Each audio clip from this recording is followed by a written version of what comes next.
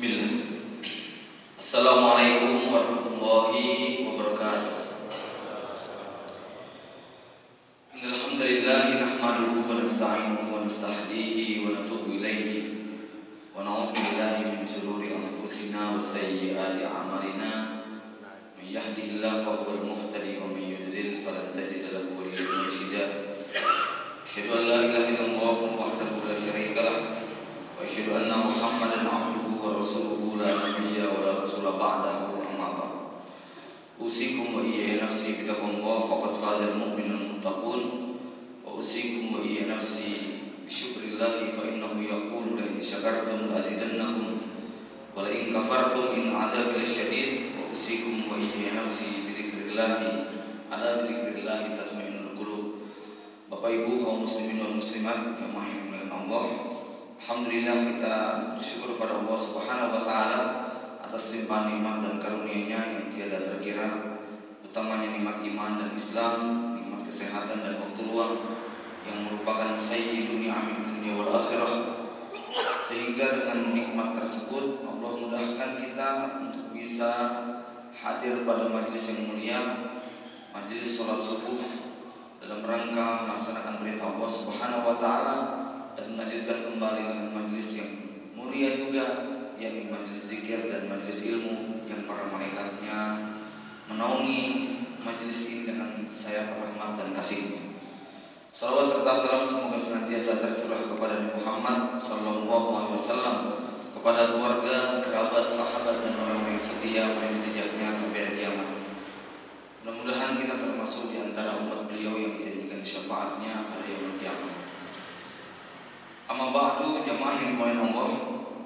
Tema kita pada pagi hari ini seperti yang barangkali sudah tersebar di beberapa medsos, yakni meraih kemuliaan di akhir zaman, meraih hidup mulia di zaman yang penuh dengan fitnah. Sebelum kita berbicara tentang bagaimana solusi, tips, jalan keluar yang dipaparkan oleh Rasulullah SAW, ada beberapa hal yang menjadi latar belakang. Ada beberapa hal yang membuat kita kemudian harus berpikir tentang bagaimana kita mensikapi zaman yang hari ini kita berada di dalamnya. Yang pertama, berbicara tentang akhir zaman, maka kita mengimani nubuat Rasulullah SAW bahwa inilah zaman yang telah banyak diriwayatkan di dalam nubuat Rasulullah SAW, di mana kita betul-betul berada pada penghujung kehidupan.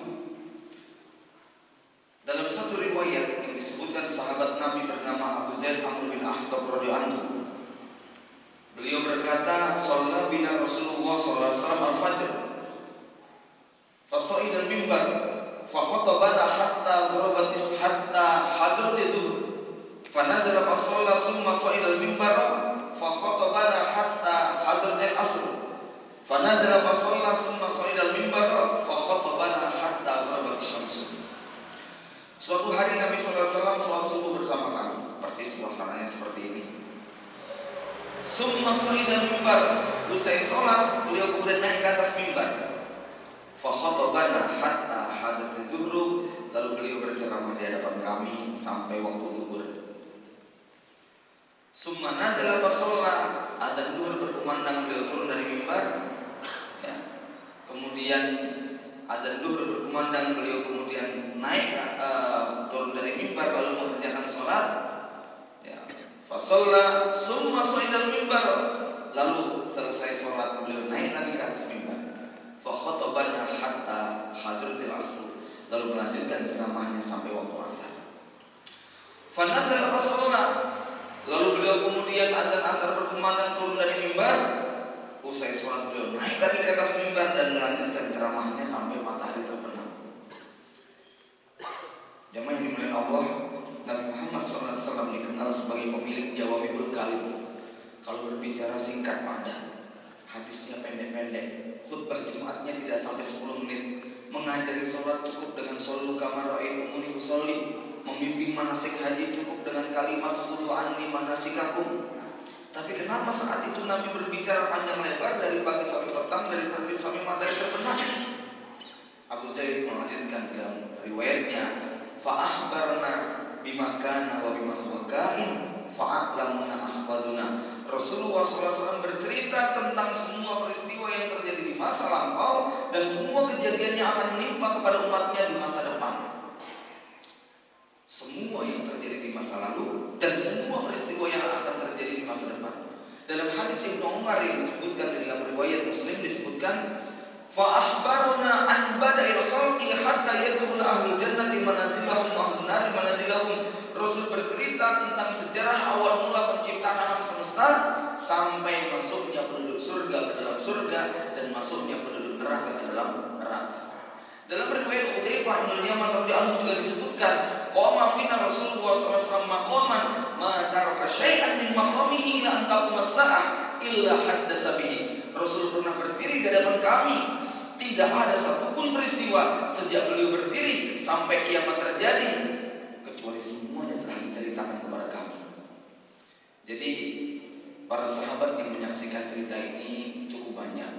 Tapi seperti kata Hudzaifah, seperti kata Ibnu Umar, seperti kata Abu Zaid bin Ahbab, hafidhahu man hafidhahu, nasiyahu man nasiyahu. Yang otaknya memang encer, hafalannya sempurna. Tetapi yang lupa sampai rumah nggak ingat apa-apa. Cerita kami cukup panjang dari pagi sampai petang. Semua bercerita tentang akhir zaman.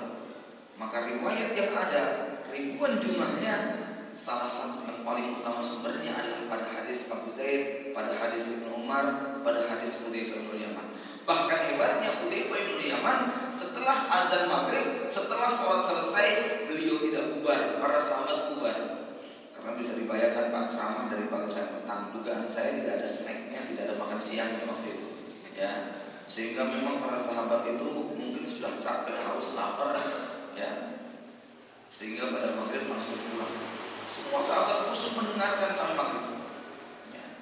Hudzaifah ini ternyata beliau pada maghrib masih mendekat kepada Nabi, kemudian nanya berbagai macam hal yang sekiranya memang perlu ditanyakan, beliau tanyakan. Yang tidak ditanyakan para sahabat, beliau tanyakan. Karena beliau dalam satu riwayat seperti yang sudah kita kenal, beliau mengatakan, kalau orang lain bertanya kepada tentang kebaikan, justru aku bertanya kepada Rasulullah tentang keburukan. Khasyatan ayyudrikani, karena aku khawatir kalau keburukan itu menimpa. Jamaah yang dirahmati Allah, jadi hari ini kita sebenarnya sudah pada penghujung zaman, sehingga sangat wajar kehidupan kita berbeda dengan kehidupan di awal. Kemudian dalam hadis lain disebutkan waktu itu ba'da asar, lagi-lagi sahabat Ibnu Umar yang meriwayatkan, beliau berkata bahwa saat itu matahari sudah tertutup sinarnya oleh pegunungan Mawqi'ah, jadi kurang lebih sekitar jam 4 sore atau setengah 4. Lalu Rasulullah SAW bersabda, sesungguhnya perumpamaan ajal kalian, perumpamaan umur kalian, bila dibandingkan dengan umat-umat yang lalu, seperti perumpamaan sisa waktu pada siang hari ini. Jadi orang Yahudi digambarkan Rasulullah hidupnya daripada subuh sampai zuhur, orang Nasrani digambarkan seperti pada zuhur sampai asar, orang Islam hidupnya seperti pada asar sampai maghrib. Jamaah yang dimuliakan Allah, kalau 15 abad yang lalu kita ini digambarkan seperti ba'da asar, kira-kira sekarang sudah jam berapa? Ini sudah mau terbenam mataharinya, sudah mau tenggelam. Yang namanya suasana sore hari menjelang maghrib, coba lihat di perempatan lampu merah, suasananya sedang apa? Apalagi kalau menjelang maghrib kemudian langitnya mendung, hujan mau turun, itu sudah panik semuanya. Banyak hal-hal yang Masya Allah, ya. Orang lagi pulang dari kerja, kemudian yang main bola juga lagi mau pada pulang, yang sedang apa, mereka melakukan berbagai hal yang mungkin agak berbeda dengan suasana di pagi hari. Nah, apa yang bisa kita petik daripada riwayat ini? Yang pertama adalah bahwa ternyata ketika kita ini membayangkan kehidupan seperti ba'da asar, maghrib itu umat Islam sudah tidak ada, isya itu merupakan isyarat kiamat terjadi, ya, dan ba'da isya itu merupakan kehidupan setelah mati atau kehidupan barzakh. Maka catatan kita adalah sikap manusia ba'da asar sangat tergantung dengan rencana dia pada isyanya. Kalau kita tidak punya rencana penting, tidak punya agenda besar, tidak punya acara yang sangat-sangat urgent mendesak, pada asar kita cenderung kita gunakan untuk yang santai-santai. Tapi beda kalau kita punya pekerjaan yang sangat penting, punya agenda yang sangat mendesak, punya program, punya proyek. Panitia konser misalnya mau bikin acara malam minggu pada isya, pasti pada asarnya sedang sibuk persiapan, menata panggung, sound system, kursi dan sebagainya. Kalau orang mau jualan pada maghrib, pada isya, mie ayam, tukang bakso misalnya, pada asar pasti sedang sibuk menyiapkan bahan-bahan yang mau dijual. Ya, apapun yang mau kita lakukan pada maghrib, pada isya, ketika itu acara mendesak, bapak ibu misalnya mau menikahkan putranya pada isya, kira-kira pada asar sedang apa? Mau bikin walimahan pada isya, pasti pada asar itu kita sangat sibuk sekali. Ya. Nah, tapi kalau kita tidak punya pekerjaan yang sangat penting mendesak, lihat aktivitas manusia pada asar. Ada yang sedang di lapangan main bola, ada yang lagi nonton TV, ada yang sedang main kartu, main game dan sebagainya, karena tidak punya rencana. Begitulah kira-kira kehidupan manusia di dunia sangat ditentukan oleh program dan planning mereka setelah matinya. Nanti dikubur itu mau tinggal sama siapa? Di akhirat mau nginep di mana? Mau makan apa? Mau minum apa? Dan sebagainya. Kalau tidak punya rencana semacam itu, lihatlah kehidupan orang-orang kafir yang tidak punya program tentang akhirat, maka mereka akan menjadikan kehidupan ini sebagai main-main saja. Maka indah sekali Al-Quran menggambarkan kehidupan orang kafir itu. Wala tamudanna ainaika ila ma mata'na bihi azwaja minhum zahratal hayatid dunya. Al-Quran menggambarkan kehidupan bagi orang kafir itu seperti zahratal hayatid dunya, bunga-bunga kehidupan dunia. Mari kita lihat, kalau ada bunga yang merah, merona, merekah, cantik, harum baunya, lalu ada anak kecil di sampingnya, apa yang dilakukan anak-anak tadi? Dia nggak sabar untuk segera dipetik, ditempel di telinganya supaya kelihatan lebih cantik. Tapi apa yang terjadi pada bunga begitu dia petik? Bau harumnya dalam hitungan beberapa menit sudah hilang. Seger, merah, meronanya itu tiba-tiba kemudian mulai layu, dan setelah itu kering, hilang ditiup angin. Begitulah kira-kira semua yang dicari oleh orang kafir. Semua yang mereka dapatkan ternyata sangat sebentar. 60 tahun mereka menikmati kehidupan dunia tidak terasa. Tiba-tiba usianya sudah di penghujung senja, dan tiba-tiba malaikat maut sudah menghampirinya. Setelah itu dia terkejut semuanya bahwa di alam kubur semua peristiwanya sangat berbeda. Maka Imam Ali bin Abi Thalib dalam satu riwayat menggambarkan an-nasu niyamun, manusia itu semuanya tidur. Fa idza matu intabahu, pada saat mereka itu kemudian mati baru mereka bangun. Jadi saat ini kita yang sedang berdiri, yang sedang duduk, yang sedang makan, minum, semuanya ini orang tidur. Namanya orang tidur itu lindur, nggak sadar dengan apa yang dilakukan. Mimpinya mungkin indah, sedang makan siang mimpinya pakai ayam bakar, pakai ayam goreng, pakai lobster, pakai makanan-makanan yang enak, minuman yang lezat dan sebagainya. Kaget ketika bangun perut keroncongan, buka meja makan, isinya nasi yang sudah basi, sayur yang sudah asam, kerupuk yang sudah melompong. Ternyata tidak seindah waktu mimpi. Mimpinya duduk di atas kursi pelaminan dengan seorang wanita yang cantik idaman. Kaget dibangunin sama istri tua kita, ya. Karena ini yang sesungguhnya. Nah, orang-orang kafir waktu hidup di dunia kelihatannya mereka luar biasa. Begitu nanti di alam kubur baru tahu pangkat kedudukan jenderal yang dia sematkan di dalam dadanya itu tidak ada dia semua. Rumah mewah, anak istri, semua yang dia punya ternyata hanya memperberat status dia. Audit dia di alam barzah itu justru diperberat oleh status dia waktu di dunia. Sesuatu yang waktu di dunia itu sangat-sangat bernilai dan berharga.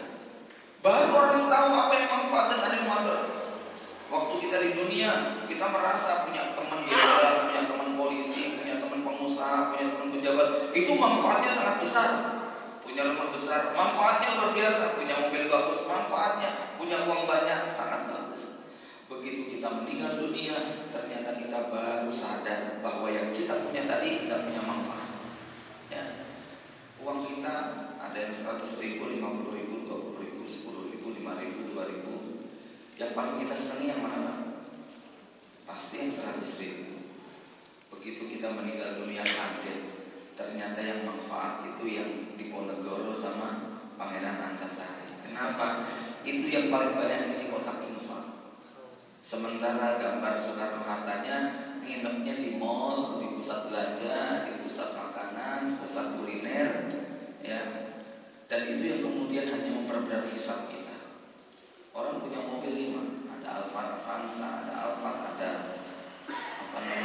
Mercy, ada yang lain. Dia punya satu Carry Butut tahun 95. Mungkin yang dia banggakan mobil mahal. Begitu dia alam barzah, dia baru tahu bahwa yang jelek ini yang paling berguna. Kenapa? Yang paling sering dipinjam sama tetangga. Yang lainnya hanya buat pameran saja, ya, buat bangga-banggaan kepada tetangga kanan kirinya. Jemaah yang dimuliakan Allah, maka sangat indah Al-Quran menggambarkan kehidupan dunia bagi kafir seperti bunga yang kemudian dipetik layu kering lenyap di tiupannya. Bagi orang beriman seperti apa? Bagi orang beriman dunia itu seperti sawah ladang. Bagi para petani, saat musim bunga tiba, ini bukan hari panen raya. Justru ini hari di mana petani tadi harus sungguh-sungguh giat merawat, menjaga, menyirami, melindungi bagaimana agar bunga ini berubah menjadi buah yang tadinya pentil, kemudian lama-lama membesar sampai matang. Kemudian tibalah hari raya panen, ya, hari panen raya dia dan tiba. Disitulah para petani akan mendapatkan keuntungan yang luar biasa karena dia bersabar menjaga pohon dan kebunnya. Begitulah kebahagiaan orang beriman pada saat dia bersabar untuk tidak cepat-cepat mencicipi kenikmatan dunia. Maka orang yang menghabiskan semuanya ingat oleh Allah, alhabtum thayyibatikum fi hayatikum dunya wastamta'tum biha. Kalian habiskan semua yang kalian punya di dunia ini. Kamu nikmati semuanya. Nah, gantian hari ini kemudian Allah akan mengaudit semua. Jamaah yang dimuliakan Allah Subhanahu wa taala. Kemudian ya, yang ketiga adalah kita harus menyadari bahwa hari ini kita hidup di zaman yang penuh dengan fitnah. Secara umum Rasulullah menyebutkan ada 3 fitnah yang menimpa kepada manusia. Dalam hadis Ibnu Umar yang diriwayatkan oleh Abu Dawud. Jadi Ibnu Umar ini radhiyallahu anhu, anaknya Umar bin Khattab, termasuk di antara sahabat perawi hadis cukup senior. Sehingga dia masuk ranking 2 setelah Ibunda Aisyah. Ranking 3 setelah Ibunda Aisyah. Nomor 1 Abu Hurairah. Walaupun dia ini 3 tahun hidup bersama Nabi, hanya menyaksikan detik-detik terakhir kehidupan beliau, dan beliau waktu itu masih kecil. Tapi Abu Hurairah radhiyallahu anhu ini memutuskan untuk selalu membersamai Nabi siang dan malam, pagi dan petang, kecuali di 2 tempat saja, yaitu sumur dan kasur. Selain dari 2 tempat itu, pasti Abu Hurairah ada di samping Nabi.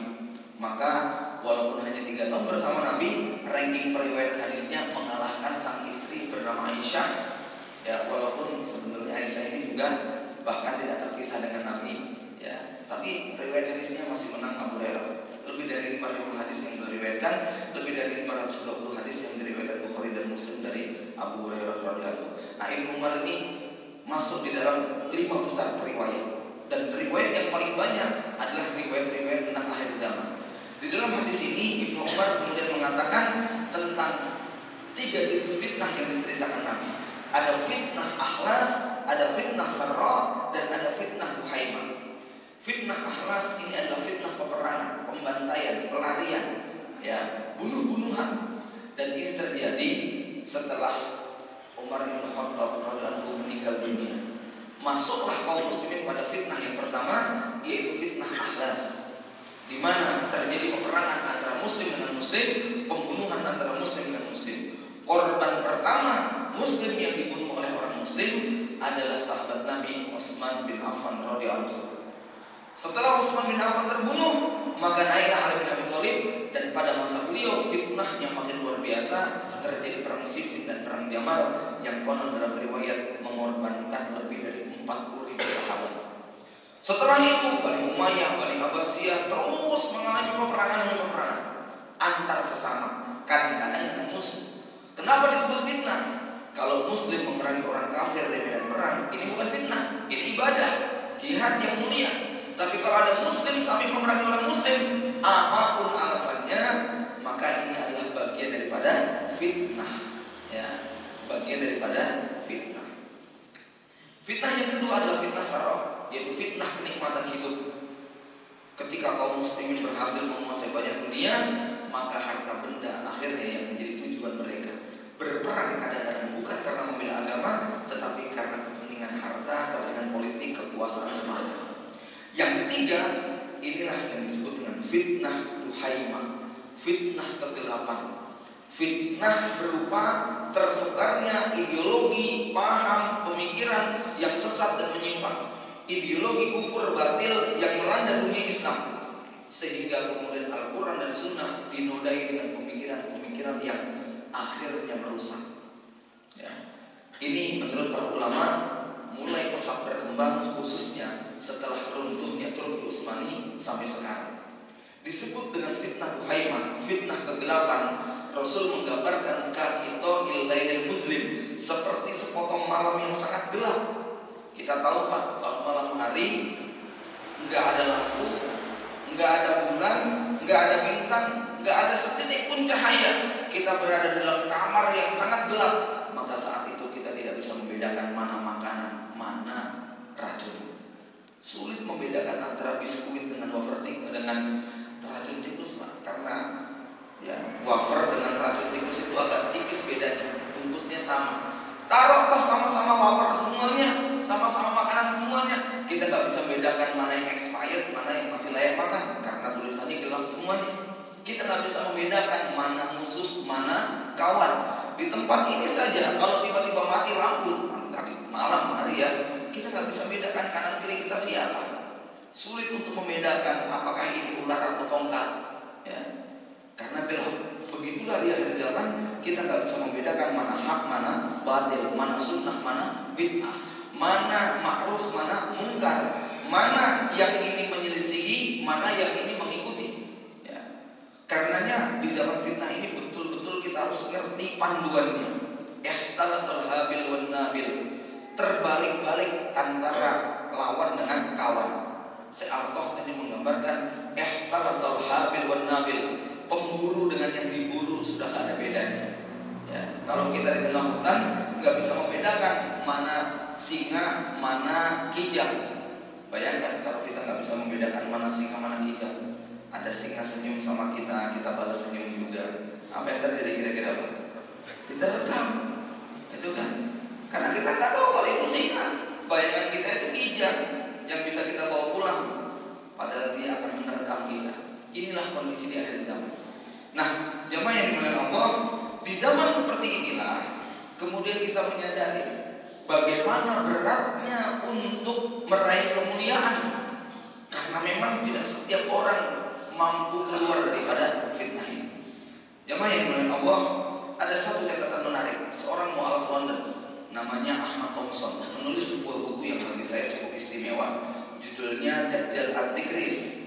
Sudah diterbitkan oleh PT penerbit Zahira dengan judul Dajjal, Sistem Dajjal. Apa kata beliau? Salah satu poin yang beliau bahas di dalam buku itu adalah beliau membagi kelompok sosial manusia menjadi tiga. Ada tiga kelompok sosial. Yang pertama adalah masyarakat yang hidupnya selaras dengan alam semesta, damai dengan lingkungannya, tapi sayang mereka tidak kenal syariat Sang Pencipta. Masyarakat primitif, masyarakat pedalaman, masyarakat yang hidup mereka cukup dengan lingkungan sekitar. Mereka tidak pernah menebang hutan liar, mereka tidak pernah merusak lingkungan, tidak pernah melakukan penambangan, eksplorasi yang berlebihan sampai pada tingkat eksploitasi. Dan mereka cukup ala kadarnya dengan apa yang ada. Tidak ada kehidupan serakah di antara mereka. Semua dilakukan dengan damai, gotong royong, kerjasama. Tapi sayang mereka tidak kenal Allah, maka mereka pun masuk neraka.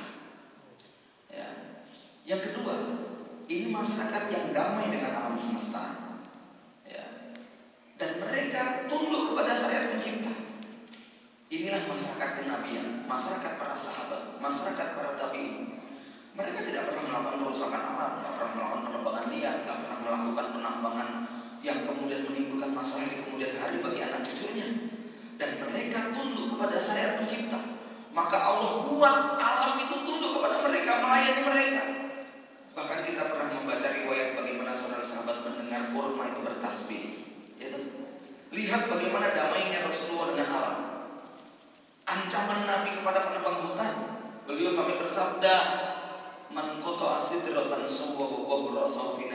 jahanam. Siapa yang menebang satu batang pohon saja tanpa alasan yang dibenarkan, Allah akan celupkan kepalanya ke dalam neraka jahanam.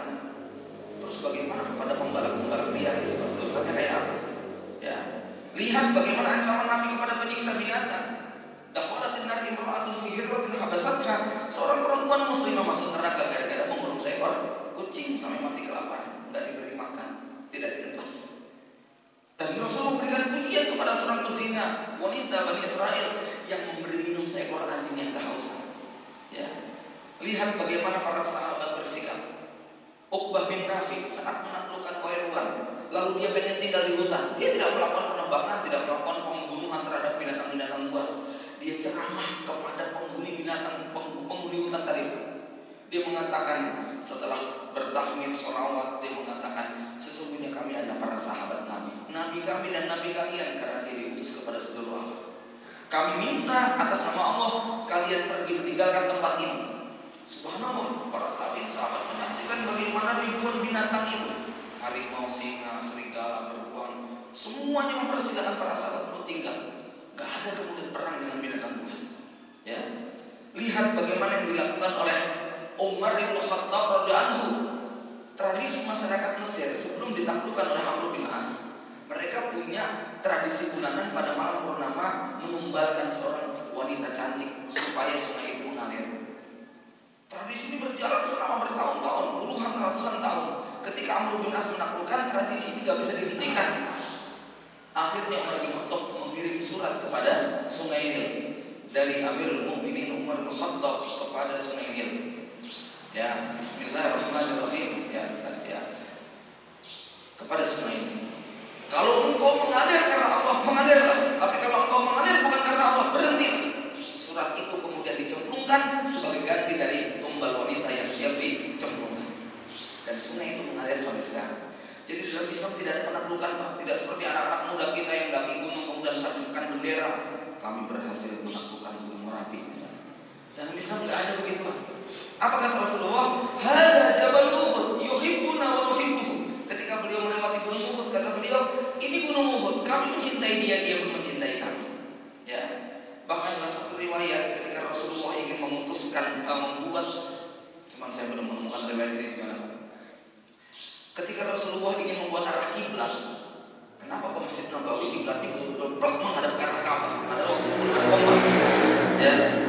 Ternyata Rasulullah memerintahkan pada seluruh gunung yang ada di antara bentangan Mekah Madinah supaya tenggelam dulu, sehingga Ka'bah terlihat lurus. Baru kemudian arah Ka'bah ini ditaruh. Lalu setelah itu gunung itu muncul lagi ke atas. Lihat, alam ditundukkan dan manusia-manusia yang tunduk kepada Allah Subhanahu wa taala. Inilah masyarakat yang damai dengan alamnya, kaya lahir dan batinnya. Nah, masyarakat yang ketiga kata Ahmad Thompson, masyarakat yang tidak selaras dengan alam semesta, memberontak dengan lingkungannya dan tidak mau tunduk kepada syariat pencipta. Inilah masyarakat di mana kita hidup sekarang. Masyarakat Dajjal yang manusianya mengalami kegersangan lahir dan batin, tidak pernah merasa kaya dengan makna yang sesungguhnya, hidupnya selalu kekurangan, di mana selalu mengalami hal-hal yang tidak selaras. Ya, kalau mengikuti seminar-seminar bisnis misalnya, cerita tentang bagaimana hari ini orang-orang mengembangkan beras organik misalnya, Pak. Ya. Ada yang promosi, lihat para petani itu nyemprot padinya saja pakai masker karena memang itu pestisida. Lah kita yang makan malah nggak pakai masker, itu kan ya. Memang aneh sih, Pak. Tapi begitu yang terjadi. Makanan anak kita beracun semuanya. Ya, minumannya juga demikian. Coca-Cola kayak apa hebatnya dikonsumsi manusia, tapi kita sebetulnya tahu bahwa itu minuman tidak baik. Ya, tapi tetap saja kita tidak bisa menghindari. Jamaah yang dimuliakan Allah, hidup kita sudah terbolak-balik di zaman fitnah ini. Kalau mau kita lihat dalam segala hal, saya ambil contoh sedikit saja. Sebuah masyarakat yang tadinya damai dengan alam, hidupnya mereka dari hutan bambu, di mana para penduduknya menjadikan tanaman bambu ini sebagai sumber hidup mereka. Ditebang, kemudian disayat, kemudian dipotong-potong, dirajang-rajang, lalu dibuat aneka macam kebutuhan rumah tangga.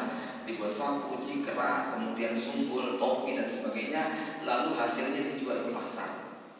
Masyarakatnya tadinya damai Pak, cukup dengan menganyam bambu, kemudian sambil nganyam sambil ngajari kikro sama anaknya, ya sambil mengajari ngaji dengan istrinya, itu tadinya cukup hidupnya. Mereka bisa hidup semacam itu. Kalau ada yang kurang dibantu, ada yang membutuhkan pertolongan ditolong. Tiba-tiba kapitalis berkantong tebal dengan dana tidak terbatas masuk ke kampung tersebut, bikin pabrik plastik yang juga menghabiskan berhektar-hektar lahan. Ya, dia produksi aneka macam kebutuhan rumah tangga yang bahan plastik. Harganya lebih murah, bentuknya lebih apik, kemudian kualitasnya tahan lama. Kira-kira ya, penduduk tadi bertahan dengan bahan baku bambu atau berbeda? Berapa lama untuk menghancurkan mata pencarian masyarakat setempat? Tiba-tiba pabriknya kasih tulisan dibutuhkan 10.000 karyawan. Apa yang terjadi kira-kira? Tidak lama masyarakat tadi akan hancur ekonomi. Ya, jualannya tidak laku. Tradisi nganyam bambu sambil ngajari anaknya ngaji sudah tidak lagi berlaku. Ya, terpaksa orang-orang tua yang semacam ini nggak bisa mewariskan keahlian dan keterampilan tadi, dan mereka milih untuk menjadi pekerja di pabrik tersebut. Kira-kira dengan bekerja di situ gajinya cukup tidak? Awalnya cukup, tapi kapitalis tidak berhenti di situ. Mereka mengiklankan aneka macam kebutuhan rumah tangga, kebutuhan harian, kebutuhan tersier yang tadinya tidak dibutuhkan masyarakat tadi. Gadis-gadis kampung yang tadinya mengharuskan kakinya dengan batu apung, nggak mau lagi Pak. Ya, ngelihat bintang-bintang yang putih cantik mengatakan, mau cantik seperti saya, pakai ini, gitu ya. Mau rambutnya seperti saya, pakai sampo ini. Akhirnya semua kemudian tradisi kampung dihilangkan. Gaji menghabiskan uangnya membeli aneka macam kosmetika tadi. Ya, segala macam kebutuhan diiklankan. Akhirnya kemudian suaminya bilang, kayaknya penghasilan kita nggak cukup, Bu. Ini ibu kayaknya harus kerja juga, kebutuhan kita makin meningkat. Ya, akhirnya suami istri kerja. Bisa didik anak nggak kira-kira Pak? Udah nggak sempat lagi. Suami istri kerja di pabrik semuanya. Lah anak tinggal di rumah, apa mau? Nggak mau. Harus dikasih TV, harus dikasih laptop, harus dikasih tablet, harus dikasih HP Android supaya mereka nggak rewel. Lah duitnya dari mana? Terpaksa ngutang dulu, kredit dulu. Ya, akhirnya suami istri sudah kerja siang malam. Coba kira-kira hasilnya Pak? Tidak akan pernah cukup. Kenapa? Para kapitalis terus mengiklankan produk-produk yang sebenarnya tidak dibutuhkan, tapi tiba-tiba semuanya berubah menjadi kebutuhan yang sangat mendesak. Ibu bapak, kalau kita cek ke mall, lebih dari 70% produk yang dijual sangat tidak kita butuhkan. Artinya kita bisa bertahan hidup tanpa harus membeli itu semuanya. Cuma karena diiklankan tiap hari, itu yang membuat otak kita agak konsep. Kalau nggak ada itu kayaknya nggak sempurna hidupnya. Akhirnya istri terpaksa minta kepada suaminya, anak nangis-nangis, nangis-nangis, guling-guling di mall, yang membuat orang tua malu kalau nggak dibelikan. Terpaksa, apalagi SPG-nya jahatnya bukan main. Pak, ibu sudah setuju loh Pak ini Pak, murah harganya. Terpaksa, sang suami pengen menutupi rasa malunya. Ya sudah deh, berapa harganya? Bahwa dia nggak ngerti bagaimana cara membayar cicilannya, itu urusan belakang. Gitu ya. Tapi dengan kondisi seperti itu rusak hancur betul kehidupan kita. Ya, itu baru contoh dari sisi ekonomi. Saya belum berbicara tentang pendidikan, belum berbicara tentang farmasi, belum berbicara tentang dunia kedokteran. Yang kalau kita ini catatan Ahmad Thompson ini mengerikan. Mohon maaf kalau di sini ada dokter. Saya ambil contoh sedikit dalam dunia kedokteran. Ya. Ini adalah wilayah di mana sistem Dajjal sudah masuk di dalamnya. Dokter pada zaman Nabi, pada zaman sahabat, tugas dia bukan cuma hanya mengobati pasien, tapi juga mengajari pasien bagaimana cara mengobati penyakitnya kalau kambuh. Sakit dalam definisi medis itu adalah terjadi ketidakseimbangan. Kalau kita kebanyakan kerja, lupa makan, lupa istirahat, nanti ambruk badan kita. Gitu? Makan terus, ya. Makan tidur, lama-lama juga akan sakit. Tetapi sakit-sakit yang sifatnya manual tradisional ini itu sudah disembuhkan begitu kita melakukan keseimbangan. Tetapi dalam dunia Dajjal yang namanya dunia farmasi, harus melahirkan para profesionalisme yang hidup mereka sangat tergantung dengan suplai para pasien. Sehingga keberadaan pasien harus permanen. Pasien harus diciptakan. Penyakit tidak boleh muncul begitu saja, karena nanti hilangnya pun begitu saja. Maka penyakit harus diciptakan, virus harus diproduksi, karena dengan cara itu antivirusnya bisa kita buat. Ya, inilah yang kemudian dilakukan dalam sistem Dajjal. Maka sakit yang hari ini ada bukan sakit yang sifatnya adalah karena ketidakseimbangan, tetapi dia merupakan sistemik yang sistemik yang memang sudah dipaksakan untuk terjadi. Maka para dokter pun nanti tidak lagi berperan sebagaimana pada zaman dahulu. Jadi kalau dulu itu di samping mengobati, kemudian dia juga ngajari, nanti kalau kamu mengalami begini, caranya begini. Tapi dokter sekarang, ya sistem dokter sekarang, ketika pasiennya bertanya macam-macam, jawabannya cukup simpel. Sudah, obatnya diminum, sehari 3 kali, nanti kalau 4 hari nggak ada perubahan, datang lagi ke sini. Itu sudah standar di mana-mana. Ya, mohon maaf Pak, barangkali kalau ada yang Pak dokter, ya nggak bisa menolak. Memang seperti itu yang dimulai oleh Dajjal. Dokter-dokter yang sangat baik mencoba dengan hati nuraninya menolong, ya itu tidak bisa kemudian dia melawan. Di Jakarta ada dokter Warsito namanya, dia berhasil menemukan teknologi untuk mencegah kanker, pengobat kanker. Biaya kemo dan biaya operasi yang harganya sampai 150 juta itu ditekan dengan beliau menemukan rompi dan helm yang harganya hanya sekitar 15 juta. Masyarakat banyak tertolong. Tapi disinilah kemudian para dokter kapitalis teriak-teriak, akhirnya oleh pemerintah ditutup. Padahal masyarakat sudah menolong ratusan, mungkin ribuan pasien. Tapi akhirnya klinik beliau ditutup, tidak boleh beroperasi. Ini mati di pasaran, ya, masya Allah, ya.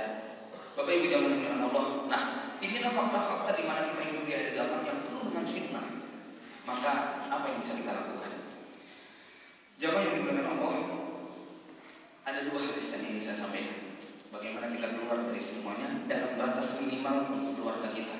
Yang pertama ada hadis Nabi SAW ketika beliau ditanya, ya Rasulullah ayyun nasi afdal, oleh Nabi, manusia mana yang paling baik? Kata beliau, mukminun yujahidu bi nafsihi wa malihi, seorang mukmin yang berjihad dengan harta dan jiwa. Kemudian siapa lagi ya Rasulullah? Rasul bersabda, summa mu'minun fi syi'bin min asyi'ab ya'budullaha wa yad'un nas min syarri. Seorang mukmin yang dia meninggalkan kerumunan manusia. Dia berada di sebuah lembah atau daerah yang di situ dia fokus beribadah, meninggalkan kejahatan manusia lain. Hadis ini mengandung beberapa isyarat. Pertama, bahwa yang paling afdal adalah mujahid. Tetapi dunia tidak semuanya mengharuskan peperangan. Hadis ini memberi isyarat bahwa kehidupan manusia ada kondisi damai, ada kondisi perang. Berperang di waktu perang itu kebaikan, sebagaimana berdamai di waktu damai adalah kebaikan. Dan sebaliknya, nekat berperang di negeri damai pasti jadi fitnah, sebagaimana nekat berdamai dalam keadaan perang pasti kita jadi korban. Ya, bapak-bapak sekarang mau berjihad, angkat senjata, jadi masalah nggak kira-kira? Jadi masalah besar. Ini negeri damai bukan negeri perang. Tapi dalam kondisi Anda ditembaki oleh tentara Bashar Assad, kemudian kita damai saja, apa yang terjadi kira-kira? Habis kita. Maka berperanglah di waktu perang, berdamailah di waktu damai. Ya. Nah, dalam kondisi kita tidak bisa berperang karena memang negeri damai, tetapi kemungkaran ada di mana-mana. Yang bisa kita lakukan adalah pilihan yang kedua, yaitu tinggal di sebuah daerah tempat yang di situ kita bisa beribadah dengan tenang. Uzlah, begitulah kira-kira bahasanya. Tapi bukan uzlah kemudian tinggal di hutan, menyepi di gunung-gunung, bukan. Ini uzlah yang tidak baik. Uzlah yang baik adalah uzlah berjamaah. Uzlah yang membuat kita tetap bisa sholat berjamaah, amar ma'ruf nahi munkar, menuntut ilmu, silaturahmi, ziarah dan sebagainya. Nah, ini alhamdulillah ya, beberapa kaum muslimin, beberapa komunitas kaum muslimin menyadari tentang pentingnya Islamic Village, perkampungan Islam, komunitas yang semangat untuk menghidupkan sunnah. Kenapa? Dengan cara itu tugas kita agak ringan. Ya, Bapak Ibu bisa bayangkan kalau kita tinggal di sebuah daerah, depan kita pemabuk, kanan kita penjudi, sebelah kiri kita mucikari, belakang kita pemilik grup band musik yang tiap siang malam 24 jam gak berhenti gendang-gendang. Anak kita kira-kira jadi apa, Pak? Berat sekali untuk itu. Ya, ini saya baca beritanya Odojer, komunitas para pembaca Quran 1 hari 1 juz itu, Pak. One day one juz itu mau bikin sebuah perkampungan di daerah Jawa Barat, sudah dibuatkan sekitar 3.650 unit rumah. Nanti seluruh penghuninya wajib sholat berjamaah, setiap hari harus setoran 1 juz, harus bisa membaca Quran 1 juz sehingga tiap bulan ada khatam. Ya, dalam batas minimal ini cukup meringankan beban kita, beban sosial kita, Pak. Karena kita tinggal di lingkungan yang baik. Pesantren-pesantren yang ada itu adalah wujud daripada mengamalkan hadis ini. Kenapa? Karena dia berada pada lingkungan yang baik. Ya, dalam teori berjamaah kita pernah membaca bagaimana ketika burung terbang sendirian dengan burung terbang berjamaah yang membentuk grup V. Itu berbeda energi yang dibutuhkan. Ya, tantangannya lebih ringan kalau dia hidup bersama-sama dibandingkan kalau dia terbang sendirian. Begitulah kira-kira dalam kehidupan berjamaah. Ya. Ini hadis yang pertama.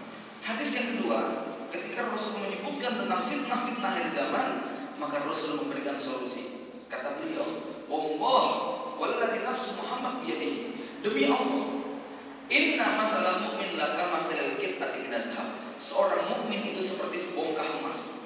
Nafakha 'alaiha sahibuha lam tughayyir wa lam tanqus. Ditempa seperti apapun tidak berkurang dan tidak pernah berubah. Apa pesan moralnya? Jadilah pribadi emas. Yang namanya emas, dia memiliki nilai tambah yang luar biasa. Di telinga menjadi antik, di jari menjadi cincin, di tangan menjadi gelang, di leher menjadi kalung, menempel pada gelas-gelas yang menjadi mahal, menempel pada jam-jam yang menjadi mahal. Bahkan seorang nenek tua yang menggunakan gigi emas palsu, gigi palsu yang terbuat dari emas, lalu meninggal dunia, maka perampok pun tidak takut untuk membongkar kuburnya. Kenapa? Ada emasnya. Gak peduli wajahnya menakutkan seperti apa. Ya, emas dicemplungkan ke dalam comberan tetap buat rebutan.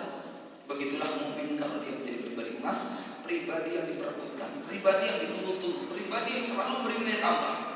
Maka ciri orang beriman yang paling baik, ya, yang Allah kehendaki kebaikan kata Rasulullah, idza aradallahu 'ala 'abdi khairan sayyara hawaijan nas ilaihi. Kalau Allah menghendaki kebaikan pada seorang hamba, Allah jadikan kebutuhan manusia tertumpu kepada dia.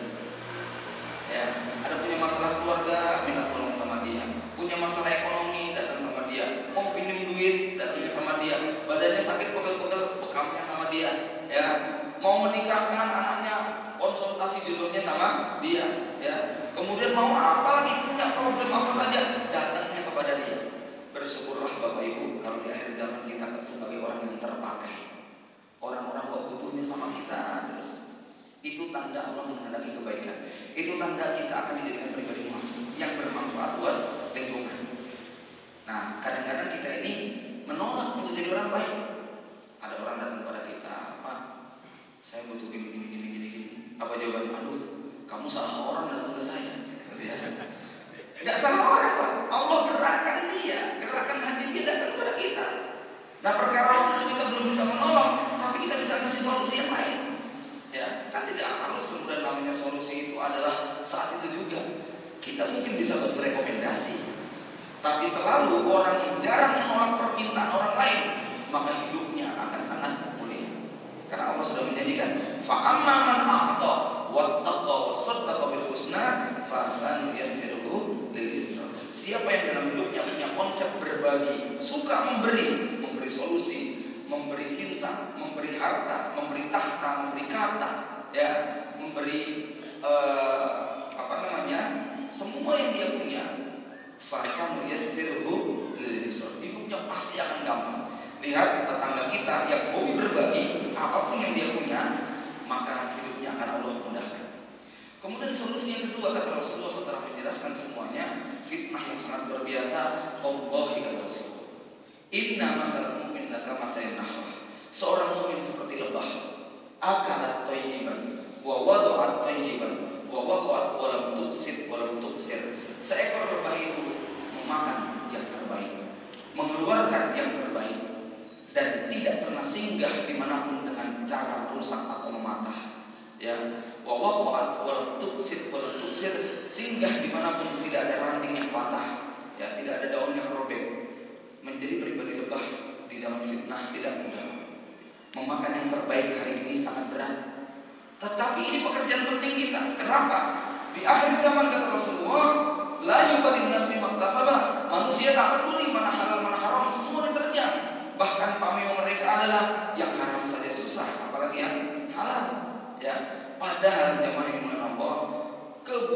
perintah untuk makan yang halal, mencari rezeki yang baik lebih mendesak daripada ibadah. Mencari rezeki yang halal lebih afdal daripada ibadah yang kita lakukan. Kenapa? Allah berfirman, "A'udzubillahi minasyaitonir rajim, ya ayyuhar rasul, kulu minat thayyibat wa amalu sholihan." Wahai para rasul, carilah rezeki yang baik, makan yang baik, dan beribadah. Perintah mencari rezeki yang baik lebih utama, didahulukan daripada ibadah. Kenapa demikian? Saya rasa dalam menjelaskan ayat ini mengatakan seorang mukmin tidak mungkin bisa beribadah dengan baik kalau rezekinya belum baik. Ya. Rezeki yang baik bagi ibadah seperti air wudhu buat sholat. Kita sholat 100 rakaat, wudhunya pakai air kencing, kira-kira sah nggak? Diterima nggak sholat kita? Begitulah kita ibadah banyak, tapi sumber makanan kita dari yang haram. Maka Allah thayyibun la yaqbalu illa thayyiban. Berat sekali mencari rezeki yang halal di akhir zaman ini. Karena semuanya yang serba abu-abu. Zaman riba, zaman fitnah. Ya. Kemudian ya, yang dimaksud memasukkan yang haram, dimasukkan yang halal, bukan cuma makanan, tapi juga makanan otak kita, makanan hati kita. Kalau tiga ini, makanan tubuh, makanan otak, makanan hati kita, sudah haram semuanya, yang keluar nanti dari mulut kita, yang keluar dari pikiran kita, itu juga yang jelek-jelek semuanya. Ya. Nanti singgah dimanapun pasti jadi masalah. Maka membatasi dengan yang halal saja, baik itu makanan, baik itu buah pikiran, ilmu pengetahuan, ini adalah sebuah kepentingan besar di akhir zaman supaya kemudian pilihan-pilihan hidup kita berkualitas semua. Jamaah yang dimuliakan Allah, dua hadis ini saja seandainya kita praktekkan, hadis tentang mukmin yujahidu bi nafsihi wa malihi, kemudian fisik minasyiat, hidup di waktu perang dan damai sesuai dengan keadaan, menjadi pribadi emas dan menjadi pribadi lebah, maka sungguh sangat dahsyat pengaruhnya. Dalam batas minimal, mungkin tidak semua fitnah berhasil kita selamat darinya, tapi kitalah yang akan terhindar lebih banyak dari fitnah yang ada. Wallahu a'lam bishawab. Demikian yang dapat saya sampaikan, mudah-mudahan bermanfaat. Aku qauli hadza